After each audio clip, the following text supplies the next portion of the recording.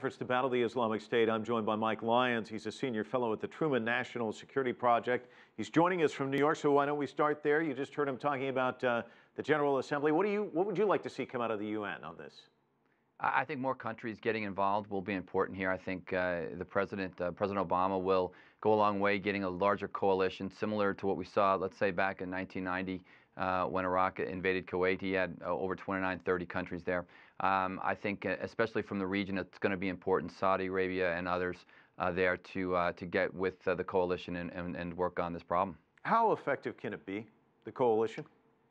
You know, I think they're going to have to decide about what the army looks like on the ground, and if it's purely the Iraqi security forces, I think they'll have no problem ejecting ISIS from Iraq. The question is Syria. Syria's a wild card here.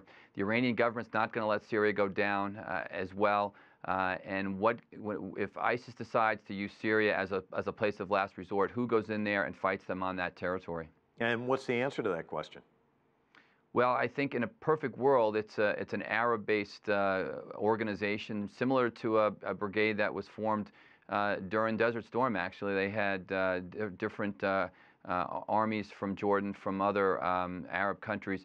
I don't believe you'll see Western armies involved with this, perhaps maybe in a reserve role. But again, it's going to be important that it's more of an Arab-on-Arab fight at that point. But Mike, doesn't it seem like there's a reluctance? It doesn't seem like a lot of people are stepping forward to say, hey, we want to join this thing from the region. I think that's because that role hasn't been defined, and everybody wants to contribute air power. Everybody wants to contribute over the horizon intelligence and the like, but the dirty work that has to be done on the ground, I think they're falling short.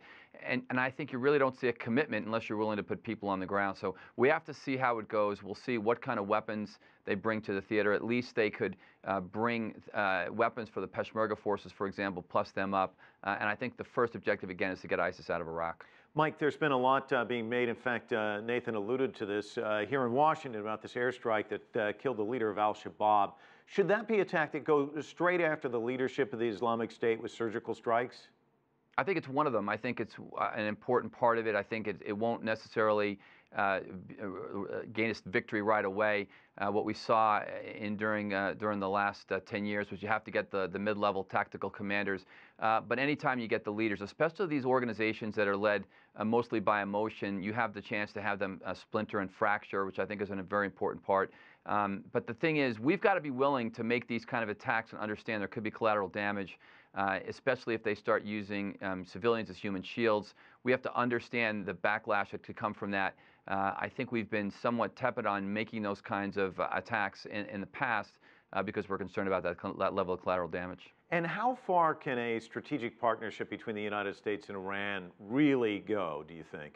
I'm not sure it can go very far. There's blood on the hands of any Iranian that's talking to the United States. The Iranians were assisting those Shia militias back 5 and 10 years ago in Iraq to kill American forces there.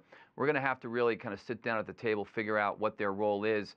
And again, they're not going to want to see the Assad government go down. They're going to want to have him still in place there. They're going to want to see that continue to be a Shia-dominated government as well, and they'll want that influence in Iraq. I think we've got to tread very lightly. Iran remains the greatest foreign policy failure, though, of the United States in a post-World War II era. We've got to start talking, but again, we've got some hurdles to climb. Does the United States find itself in a peculiar position in terms of strange bedfellows? I mean, we're talking about Iran, which a year ago that would have been unheard of. Then you have the Assad government, which also sees ISIS as a common enemy. And it's worth remembering back in June, Russia came to the aid of the Maliki government in Iraq, providing weapons to combat ISIS, at the time saying they supported the government's efforts to fight terrorism. These are a lot of the people that are on the sidelines that the U.S. doesn't normally work with. That's right. And you could have the Russian government get back in this fight as well. They could decide to come in and support the Assad government. They have a shot there.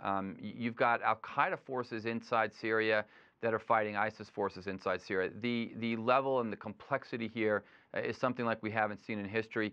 And I think we've got to just really understand, go in very soberly about what these relationships look like. What are they tied to anything else? For example, does the United States try to tie a relationship with Iran to the nuclear talks it's been having with them? All those kinds of things. Maybe to keep it simple is probably the best thing for right now. And I think that's where the focus will be. It'll stay inside Iraq. until they can figure out what they're going to do with Syria. It's certainly complicated. Mike Lyons joining us from New York. Thank you.